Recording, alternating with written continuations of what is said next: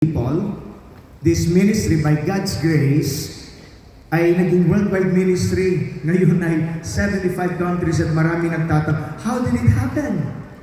At ang madalas nating sagot, hindi po tayo hirap sumagot. Ito'y nangyari dahil sa kapangyarihan ng Santong Espiritu. Amen. We give all credit to God. Yung mga pasultan, hindi man marunong masyadong mag-Ingles, pero kapag nanalangin at nagpalayas ng demonyo, lumalaya ang tao. How can you best explain that other than it is a work of the Holy Spirit so that nobody can get the credit and God gets all the credit?